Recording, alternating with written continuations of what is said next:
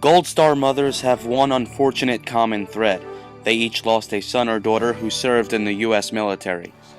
I think we as a nation, as a state, as a community owe it to these Gold Star moms and their families. They made the ultimate sacrifice day in and day out. They have that loss, that burden. But at the end of the day, it's because of their sacrifice that we as Americans continue to live the American dream. These mothers and their families were honored with a ceremony at the National Guard Training Center in Girt. Lance Corporal Michael A. Schwartz, United States Marine Corps, Iraq, November 27,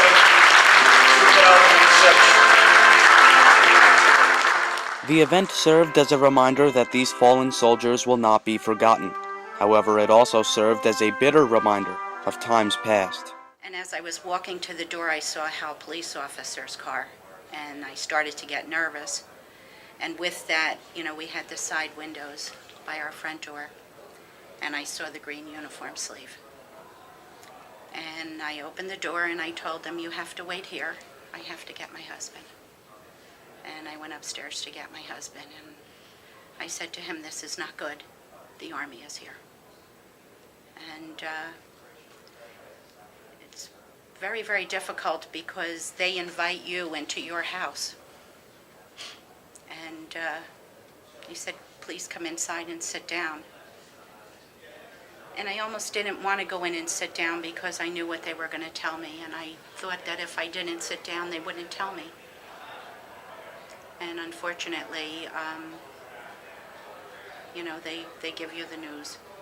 As time goes on, we think it would get easier, and unfortunately for us, I don't think it does get any easier. And you wake up with it and you go to bed with it. It's not an easy thing to live with every day.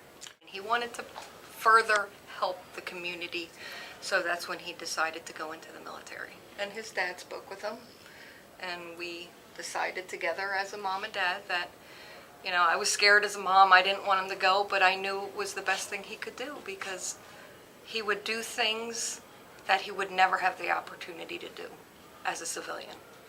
So he was so brave to take that on. He didn't get that braveness from me, that's for sure. Maybe from his dad. He was a very people person, so he always managed to surround himself with the best and learn the best he can. So that's why he always excelled and did well at whatever he did.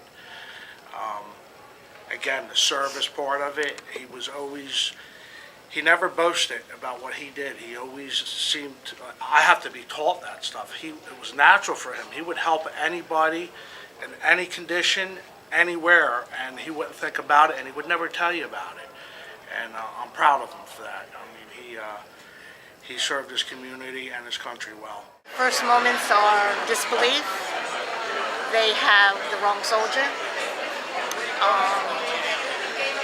That feeling goes on for quite a few months, to be honest with you.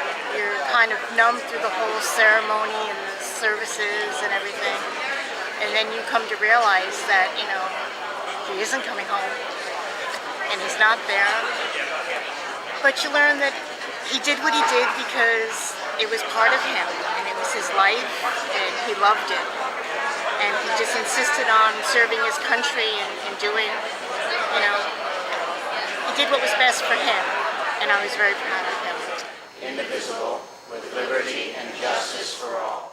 The ceremony was part of the New Jersey State Police Boy Scouts of America 2011 Camporee. Selected scouts took this on as their Eagle Scout project.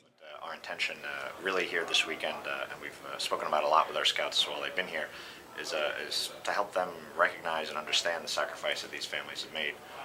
And then our hope going forward is that we can connect our scouts with these families and provide them the support and things that they need.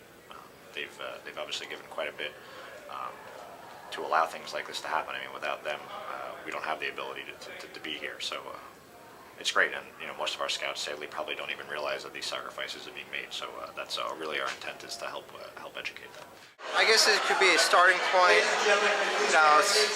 It's good to get have scouts and the families get, a relationship, start to build. This will probably go forward, and keep on building. For most of the mothers and families who attended, it's not only a chance to honor those who lost their lives too soon, it's also an opportunity to share their unique thoughts and feelings with those who experienced a similar tragedy. It makes me warm inside, and it helps me to keep everyone's legacy going. All the Gold Star moms, they lost a son or daughter just like we did. And to hear their stories is heartfelt. When you're with the Gold Star families, you could break down and you could be angry, or you could feel the pride that you feel. Today I'm full of pride for my son. Tomorrow I may be angry. And with the Gold Star families, you can accomplish all of that. You can fall apart and they will pick you up. And they're not going to say to you, well, it's been 5 years, when are you going to get over this? They don't say that because they're there with us and they're walking this road with us. It isn't easy when life hands us a gold star. The loss of our loved ones is immense. The only consolation we have is the profound respect of our nation and the humble recognition of a sacrifice no words can describe. In life, they honor their country. In death, their country honors them. Some say they died heroes, but I know they lived heroes, and they will forever live in our hearts. The motto of the American Gold Star Mothers is perpetuating the noble principles for which they fought and died. Yes, we will carry on, and we will continue to serve.